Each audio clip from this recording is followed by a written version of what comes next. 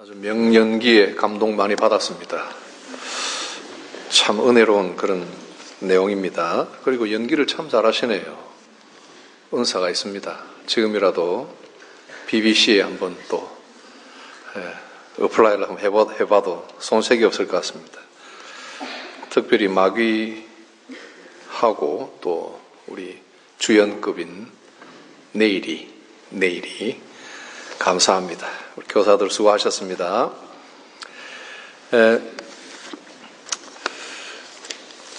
오늘 이제 어린이 주일인데 아이들이 너무 많으면 교회 예배가 종종 좀 방해가 되어서 한국 교회는 유리창을 이렇게 막아놓고 유아실 이렇게 해가지고 따로 이렇게 예배를 드리곤 하죠. 근데 우리 교회는 아기 소리가 들리니까 더 좋습니다. 그죠? 우리 리엘 군도 예배에 참석하게 돼서 참 감사합니다. 5월이 되니까 어린이 주일 이렇게 맡게 되고, 어린이 주일이니까 우리 유년주일학교 어린이들이 더욱더 또 예쁘게 보이고 또 사랑스럽고 그렇습니다. 아기들의 눈, 아이들의 그 해맑은 웃음을 보면 참 세상에 찌든 그런 걱정과 어려운 모든 근심들도 싹 녹아버리는 그런 것 같죠. 제가 이제 아이들 옆에 가까이 놓고 같이 이렇게 노는 걸 지켜만 봐도 들판에 나가서 한 번씩 그 나뭇가지에 솟아나는 파란 새싹과 또 아름답게 봄을 맞아서 피는 꽃들을 보는 것처럼 아이들이 참 예쁘고 소중하다 그렇게 생각됩니다. 우리 방금 불렀던 찬송, 예수께서 오실 때에 이 찬송을 지은 분 1856년도에 이 찬송을 지으셨는데, 이분은 찬송 지을 때 중풍병에 걸려서 말을 할 수도 없었습니다. 중풍 아시죠? 그죠? 스트로크가 와가지고 몸이 마비가 되는데 이분은 몸이 마비되면서 말을 할 수가 없었어요. 그런데 이제 와이프도 세상을 떠나고 많이 외롭고 병이 들어서 힘든데 하나님께 이렇게 기도를 했습니다.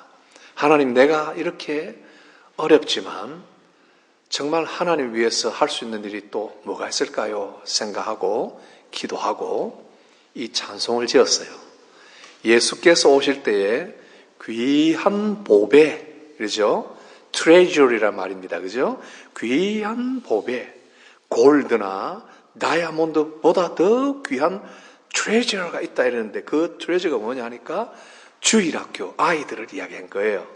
주일학교 아이들 생각하면서 이 찬송을 지었어요. 하나라도 남김없이 다 거두어서 하늘나라에 데려가시겠다. 얼마나 귀한 찬송이에요. 이분이 찬송 지은 건 중풍병에 걸려서 그 이후로 300편 이상을 지었어요. 우리 중에 몸이 좀 안 좋고 이제 더 이상 힘을 못 쓰겠다 하는 분이 있습니까? 그러면 찬송시를 써보세요. 무엇이든지 할 수 있는 일을 하나님이 주십니다. 그래서 우리에게 오늘 이렇게 귀한 찬송 남겨주는데 우리 아이들이 참 귀하다, 보배롭다 이야기합니다. 근데 우리 아이들 자랄 때 보면 이제 때때로 저 아이들이 왜 저럴까? 또 청소년들을 보면 우리 청소년들이 왜 저럴까? 요즘 이 세상은 너무 어두워졌어. 아이들이 너무 엉망이야. 막 이렇게 걱정하는 어른들이 많이 있습니다. 그러나 가만히 보십시오. 그 아이들은 아직까지도 아름답게 피어날 그런 가능성을 다 가지고 있습니다. 하나님이 우리 성도들, 특별히 택한 백성들을 향해서 가지고 계신 생각이 있어요. 계획입니다. 하나님이 가지신 계획이 있는데 오늘 우리가 읽었던 이 성경에는 정확하게 하나님의 마음을 다 드러내 놓습니다. 내 생각은 이렇다 하고 쭉 이야기를 해주십니다. 하나님의 생각, 나 여호와가 말하노라. 너희를 향한 나의 생각은 내가 아는데 재앙이 아니라, 재앙은 디자스터예요. 디자스트. 재앙이 아니라 곧 평안이요 장래의 소망을 주려는 생각이라. 여러분 이 말을 들을 때 어떻게 생각이 들어요? 하나님이 너희들에게 직접 말씀하시느니라. 들어보세요. 내 생각은, 너희를 향한 내 생각은 재앙이 아니라 평안이고 장래의 소망을 주는 것이다. 얼마나 하나님의 생각이 고맙고 좋은 생각이에요. 어떤 사람들은 하나님이 이렇게 세상을 재앙만 주시고 어지럽게 하신다 생각하지만 아니에요. 하나님은 우리 모든 택한 성도들, 보배로운 믿음의 자녀들을 평안을 주시고 계획을 가지고 있어요. 장래에 소망을 주신다. 미래예요. 퓨처. 그죠? 미래를 딱 계획하고 계신다 하는 거예요. 그런데 이제 이 성경을 가만 보면 그러니까 내게 와서 부르짖고 기도를 해라 이야기합니다. 내게 와서 부르짖고 기도해라. 내 생각은 장래 평안이고 소망이니까 내게 와서 부르짖으라 그렇게 이야기합니다. 그리고 다시 이야기하는 것은 그러면 내가 너희를 만나 주겠다. 이게 중요한 단어 세 가지가 있습니다. 하나는 장래라는 말이에요. 장래. 두 번째로는 기도. 세 번째로는 전심. whole heart. 전심. 이 세 가지 중요한 단어가 있어요. 하나님은 우리 믿는 자녀들의 장래를 생각하시는데 그 모든 계획을 다 가지고 계시는데 기도하라. 그리고 내게 가까이 오되 전심으로 오라. 내일이가 여기 와서 보니까 하나님도 알고 친구 찬양이도 잘 아는데 전심은 아니었던 것 같아요. 그죠? 내일로 미루고 모레로 미루고 그냥 전심은 아니었던 것 같아요. 그러다가 할머니가 될 때까지 그냥 그렇게 사는 거예요. 하나님은 우리 백성들에게 전심으로 내게 오라 이렇게 이야기를 하세요. 자, 이것을 이제 우리 청소년들은요, 어떤 사람 중에서는 이 설교를 계속 듣고 주의하는 사람도 있어요. 어떤 사람들은 이제 주의력이 딱 집중이 되지 않음으로써 한 2분 지나면은 딴 데로 시선을 돌리는 사람들도 있어요. 재미없다. 목사님 설교가 귀에 들어오지 않는다. 이럴 수 있어요. 부모님들이 이 청소년들을 잘 가르쳐야 돼요. 오늘 설교도 어떤 청소년들은 알아듣고 어떤 어린이들은 알아듣겠지만은 못 알아듣는 경우가 있어요. 말이 어렵기도 하고 또 주의력이 떨어지기도 해서 그럴 수 있어요. 그럴 때 부모님들이 이 설교를 듣고 가르쳐야 돼요. 이게 성경에서 계속 가르쳐주는 내용이에요. 하나님이 가진 생각이 무엇이냐? 부모님들이 자녀들에게 가르쳐야 돼요. 구체적으로 가르치고 성경을 이야기해주고 기도해주고 가르치셔야 합니다. 출애굽기 12장 26절 보면 이런 말씀이 나옵니다. 이후에 너희 자녀가 묻기를 이 예식이 무슨 뜻이냐 묻거든 너희는 이르기를 이는 여호와 유월절 제사라. 여호와께서 애굽 사람을 치실 때에 애굽에 있는 이스라엘 자손의 집을 넘어사 우리의 집을 구원하셨느니라 하라 하매 백성이 머리 숙여 경배하니라. 이 말씀이 뭐냐면요, 이스라엘 백성들이 애굽의 노예로 살았잖아요. 근데 하나님께서 모세를 세워서 이스라엘 백성들을 출애굽을 합니다. 레스큐를 해주죠. 그래서 여러분 잘 아는 홍해를 건너가고 또 광야를 지나서 가나안 땅으로 들어갑니다. 이게 출애굽 사건이에요. 그런데 출애굽하는 그 전날 밤에 양을 잡았어요. 양을 잡아서 죽여서 이렇게 피를 발라서 문 앞에다가 다 피를 바르게 했어요. 그러니 오늘 우리 집에 무슨 일이 일어났지? 아이들은 모르는 거예요. 그렇죠? 우리 이한이가 알겠어요? 왜 피를 저렇게 바르지? 무서워? 그랬지 않겠어요? 그러나 어른들은 알죠. 모세를 통해서 하나님이 시켜주신 거예요. 마지막 10번째 재앙은 하나님의 신이 온 애굽의 첫 번째 아들을 다 죽이는 재앙이었어요. 바로 왕의 아들도 첫 번째 아들이 죽었어요. firstborn 아들이 죽었어요. 또 온 짐승들까지요, 우리 집에 있는 양들까지도요, 첫 번째 난 새끼는 다 죽었어요. firstborn 된 건 전부 다 죽였어요. 그러나 이스라엘 백성들에게는 너희들은 내가 죽이지 않겠다 해서 그 표로 양을 패밀리마다 하나씩 잡았어요. 옆에 사람 빌려오지 않았어요. 다 집에서 죽이고 피를 찍어서 문에다가 바르니까 하나님의 신이 그 피를 보고 지나갔단 말이에요. 그러니 이스라엘 백성들은 전부 우리 아들은 다 살았어요.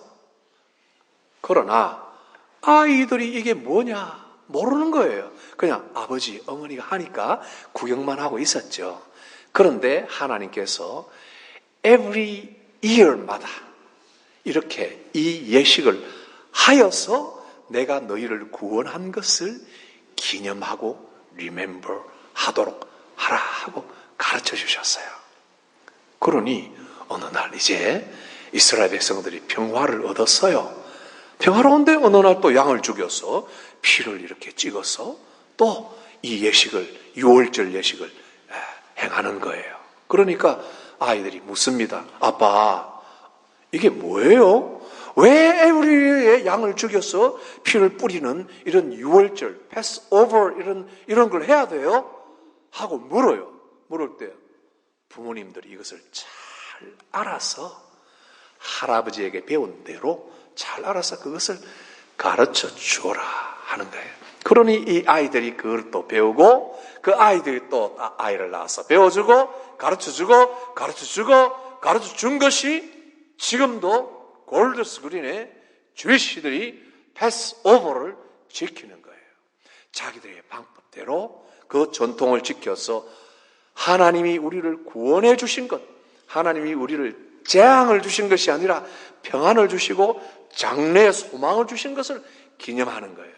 그와 똑같이 바벨론 포로로 가 있을 때에 애굽의 종살이가 아니라 이제는 바벨론의 종살이를 하고 있을 때에 하나님이 예레미야를 통해서 내 생각은 너희들이 거기서 죽는 것이 아니라 내가 너희를 거기서 구원해 낼 것이다. 바벨론 포로에서 프리덤을 줄 것이다 하는 것을 가르쳐주고 그것을 부모들이 자녀들에게 가르칠 것을 이야기합니다. 출애굽기 12장 26절 27절 제가 읽었죠. 그 부분에 대해서 미국의 리고니어 미니스트리라는 단체가 있는데 거기서 제가 목회적 그런 스타디를 많이 합니다. 그런데 거기에서 이 부분을 성경을 이렇게 주석을 해놓은 걸 제가 여러분들에게 소개를 해줄게요. 뭐라고 이야기를 하느냐.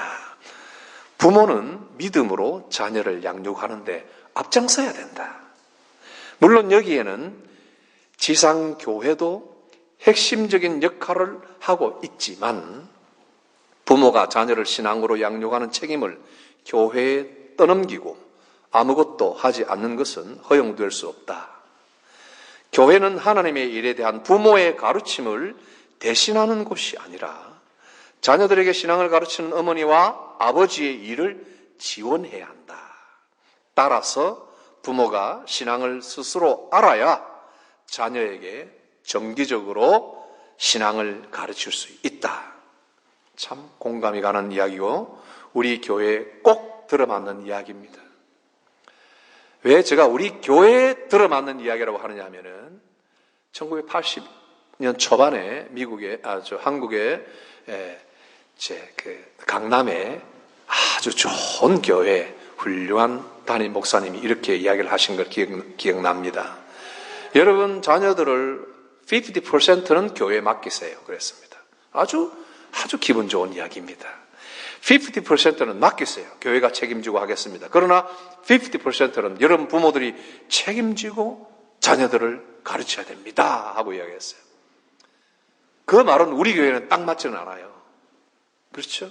우리 교회는 안타깝게도 여러 노력을 기울이고 성도들이 많은 헌금을 지원하겠다고까지 하는 분도 한두 분 더 계시기도 하지만은, 그러나 사람이 없어요. 아이들을 가르칠 수 있는 인적 자원, 프로페셔널한 미니스터들을, 패스터들을 영입하지를 못하고 있어요. 그렇기 때문에 우리 교회는 딱 맞지 않아요. 그러면 거기서 그렇게 말씀하신 그분의 말씀이 모든 교회에 다 적용할 수 있는 황금률이 되느냐? 아니에요. 각 교회마다 사정은 다르고 각 교회마다 할 수 있는 최선이라는 것은 전부 다른 것입니다. 우리 교회에 꼭 들어맞는 것.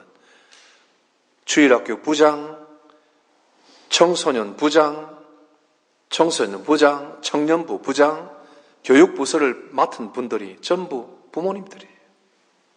어떻게 보면 당신들은 전문적인 성경 교육을 받지 않았기 때문에 여러 가지 핸디캡을 안고 스스로 어떤 한계를 느낄 때가 많이 있을 줄 압니다만은, 그러나 참 중요한 성경적 가르치면 교회가 그런 분들을 지원하고 모든 부모들은 집에서 오히려 100%로 자기 자녀의 신앙교육을 맡아야 한다. 이것이 성경이 원래 지목해주는 가르침입니다. 성경이 또 말씀합니다. 신명기 6장 4절에서 9절, 이스라엘아 들으라, 우리 하나님 여호와는 오직 하나이신 여호와이니. 너무나 잘 아시는 쉐마 하는 이야기입니다. 쉐마, 이스라엘아 들으라, 너는 마음을 다하고 성품을 다하고 힘을 다하여 내 여호와 하나님을 사랑하라. 누구 보고 하는 이야기예요? 다음 절 보세요.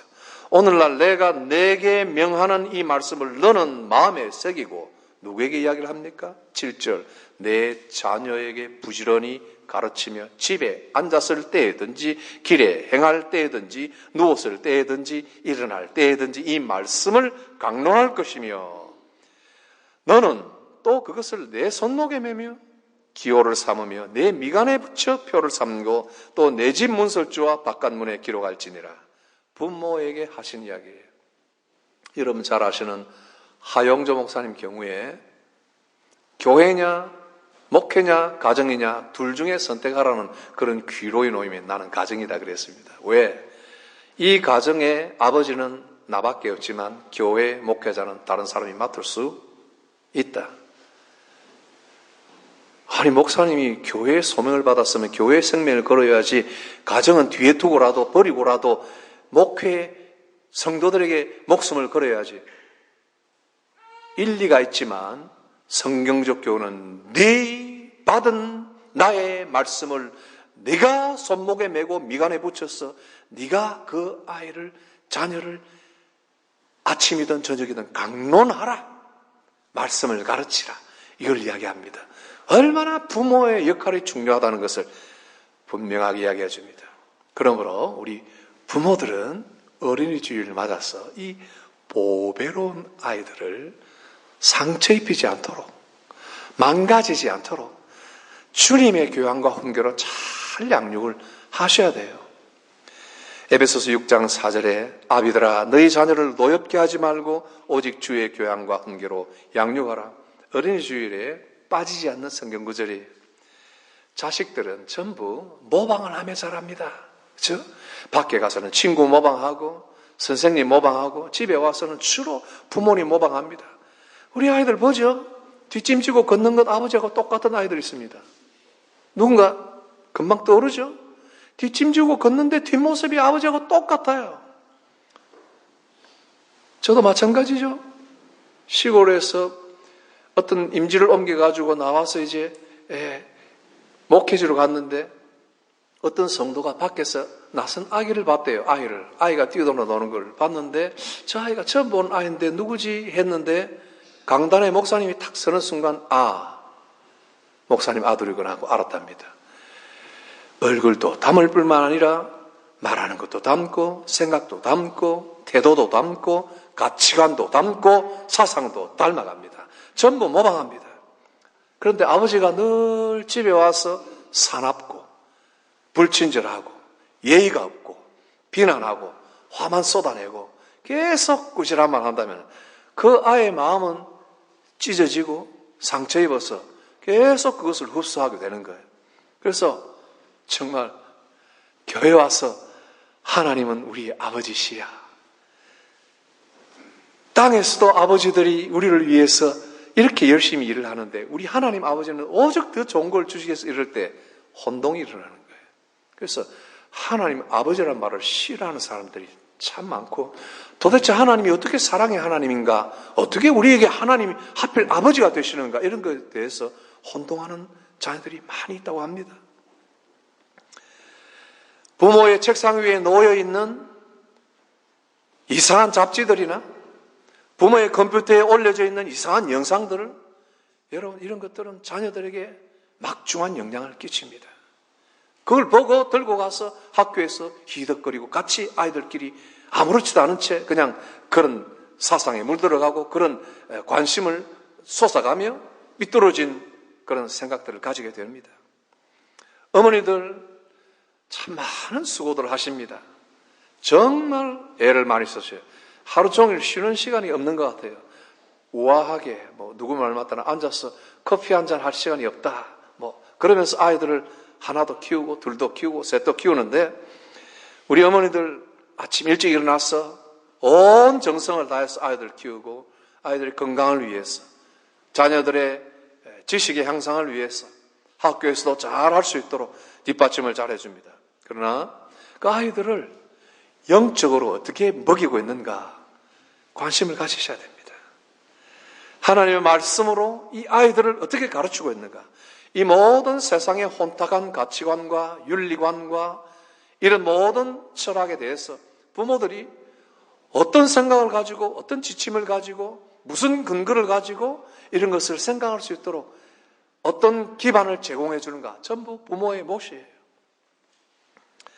어떻게 지금 정말 구체적으로 매일 교육하고 있는가를 한번 돌아보시길 바랍니다.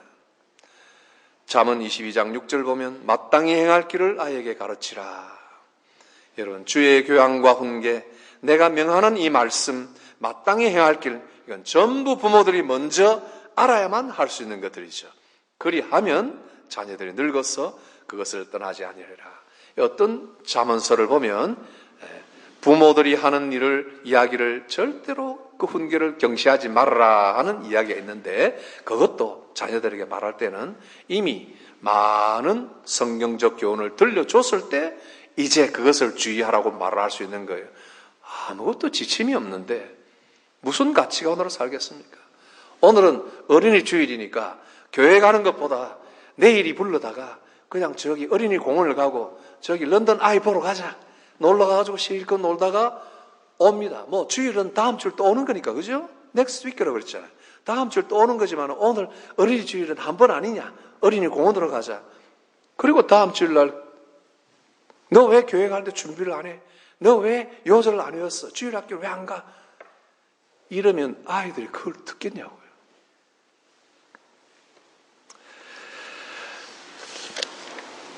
그러므로 우리가 이런 말씀을 배우면서 자녀들을 하나님께 온전히 맡길 수 있도록 여호와께 그 하나님의 손에 장래가 있음을 우리가 믿고 그분의 생각을 쫓아서, 정말 그 생각이라는 것이 히브리 원어를 보니까 하나님이 아니에요. 하나님이 가지고 있는 아닌데 이것은 딱 들어맞는 열쇠와 같은 거예요. 그 아이에게 딱 들어맞는 열쇠와 같은 안을 가지고 계시다. 여러분, 제가 이 교회 문, 여기 들어오는 문에 열쇠가 있는데 2개가 있어요. 저게 열쇠 뭉치가 있어요. 아무거나 넣는다고 비슷하게 생겼다고 다 열리는 게 아니에요. 그렇죠? 우리들은 우리 자녀에 대해서 나름대로 브로드한 생각을 가지고, 나름대로 굉장히 구체적으로 생각을 가지고 이렇게 하면 되겠다, 이렇게 하면 좋겠다 하지만 그 열쇠가 딱 들어맞지 않는 경우가 허다히 있습니다. 많은 사람들이 돌아보고 후회합니다. 돌아보고 내가 그렇게 했는데 아무 소용이 없었어, 그럽니다. 우리 계획은 잘 맞지 않는 것이 많아요. 많은 돈을 들이고 모든 애정을 다 쏟고 정성을 쏟아서 모든 교육을 뒷받침을 다 한다고 해서 우리가 바라는 이상적인 인격체로 자라는 건 아니에요. 이 아이들은 6살만 되면, 여러분 교육심리학에서 잘 들어서 잘 아시는 내용이겠지만 6살까지 85%의 인격 형성이 다 됩니다. 그죠? 전문가들이 이야기하는 겁니다. 6살까지, 그 다음에 그 이후에 15%가 형성됩니다. 그것도 청소년기에 주로 다 형성됩니다. 기본적인 인격과 성품과 모든 가치관과 말투와 모든 판단 이런 것들이 그 사이에 형성되기 때문에 부모들이 성경적 가치관으로 하나님의 말씀과 교양과 훈계로 가르쳐야 하는 것은 정말 너무나 중요한 일이에요.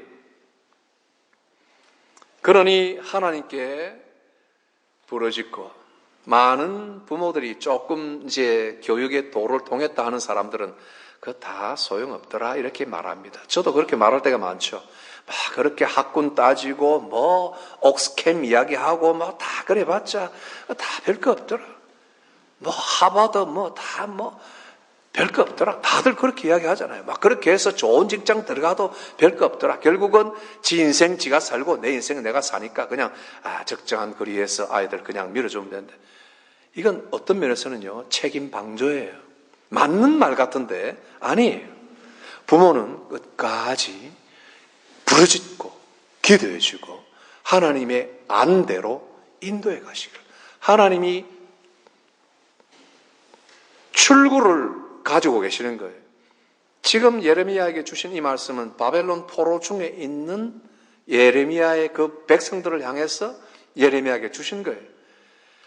하나님이 출구와 하나님이 구원의 길과 하나님이 장래의 소망들을 다 가지고 계시기 때문에 우리 부모들은 절망에 부닥칠지라도 계속하여 아이들을 위하여 기도하고, 어려울지라도 한계에 부닥칠지라도 하나님께 부르짖어 기도하는 겁니다. 그리고 전심으로 부모가 이리 흔들리고 저리 흔들리는 걸 가만히 보고 자녀들이 보고 따라 배웁니다.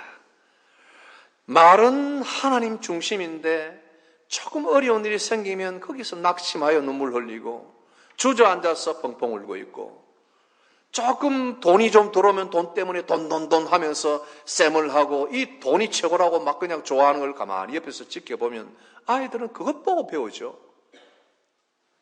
부모들이 이리 흔들리고 저리 흔들리고 세파에 흔들리고 물질에 흔들리고 하나님 신앙 중심에 서 있지 않고 이리저리 왔다 갔다 하는 이 마음이 분리된 전심이 아닌 것 말이죠. 분리된 쪼개진 마음을 아이들이 가만히 보고 있어요. 엄마는 저럴 때는 이렇게 하는구나, 아빠는 이럴 때는 이렇게 하는구나, 전부 다 보고 있잖아요. 그런데 어느 날 회초리를 들면서 이래서는 안 돼 하면은 잘못했습니다 하지만은, 그러나 회초리가 통하지 않고 회초리가 그들의 팔목이나 종아리에서 그냥 뚝뚝 끊어져 나갈 때 그 아이들에게 무엇으로 진실과 하나님의 도를, 하나님의 길을 가르치겠습니까? 그렇죠? 여러분들이 자라온 환경을 생각해 보세요. 무엇이 우리를 그렇게 하나님의 길대로 인도를 해 주었습니까? 이제는 더 이상 바르게 고칠 수 없을 정도로 왜곡되어 있는 이 마음들을 하나님의 성령께서 고쳐주지 않으면 누가 손을 대겠습니까? 오늘 우리 부모들이 우리 자녀들을 깊은 사랑과 애정을 가지고 잘 양육하시되, 특별히 하나님의 말씀과 교양과 훈계를 가지고 잘 양육하시되, 하나님의 가지신 계획이 아이들의 장래에 미쳐서 종종 많은 부모들이 생각하듯이 뭐 내 때 지나가면 그만이고 너희 때나 잘 살면 그만이지, 아니에요.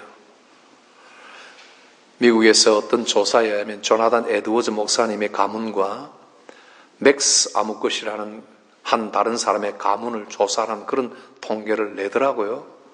여러분 아무 상관없습니까? 그런 이야기가. 한쪽 가문에서는 14년 이상의, 평균 14년 이상의 감옥 살이를 한 범죄수들이 수백 명이 나오고, 한쪽 그 가문에서는 수많은 매춘부들이 나오고, 한쪽 이 가문에서는 수많은 범죄달이 막 속출해 있고, 한쪽 가문에서는 나라를 다스리는 대통령들이 줄줄이 나오고, 교수들이 줄줄이 나오고, 의원들이 줄줄이 나와서 미국에 큰 영향을 끼치는 그런 가문으로 통계를 나온 것인데, 여러분 이걸 다 너무나 여러분들이 합리적이기 때문에 뭘 이걸 가지고 다 계산해서 다 붙여서 일반화시킬 수가 있겠는가 할지 모르겠지만, 그러나 하나의 예를 들어볼 때 여러분들이 어떻게 사느냐에 따라서 여러분 후손 이걸 가지고 100년 대계를 보라 하는 거예요. 이걸 가지고 미래를, 장래를 보고 하나님을 온전히 쫓으라고 하는 거예요. 그냥 내 때 적당히 살고 우리 자녀 때나 좀 안전하게 살면 되지 뭐, 이게 아니라 하나님의 자녀들이 하나님의 영원한 축복을 받아서 하나님의 은혜 안에서 그 장래가 소망 가운데 펼쳐질 수 있도록 하는 것이 오늘 우리들의 수고에 달려있다. 오늘 이 메시지를 받고 여호와께서 여러분들의 집을 다 세워주시는 것을 믿고 같이 하나님을 더욱 의지하도록 합시다. 기도하겠습니다. 하나님 아버지, 오늘 귀한 성도들에게 하나님의 말씀으로 다가와 주시고 우리의 연약함을 또 일깨워 주시며 하나님 말씀 따라서 우리 자녀들을 잘 양종할 수 있도록 힘을 주시니 감사합니다. 아버지 하나님께서 이 교회에서 자라나는 어린 자녀들에게 복을 주시고 우리 청소년들과 청년들에게 은총을 주셔서 참 일생 다하도록 그들이 하나님의 은혜를 입고 충성하며 경건하며 복된 자녀로 은혜롭게 자랄 뿐만 아니라 이 사회와 한국 사회와 온 세상을 새롭게 하고 또 일깨워주고 좋은 영향을 미치는 그런 사람들로 살아갈 수 있도록 도우시며 하나님의 나라와 교회의 귀한 인물들로 성장하며 또 이들뿐만 아니라 이들 후손까지 천대에 이르기까지 하나님의 복을 다 누리는 성도의 가정으로 이 교회를 다 축복하여 주시옵소서. 예수님 이름으로 기도하옵나이다. 아멘.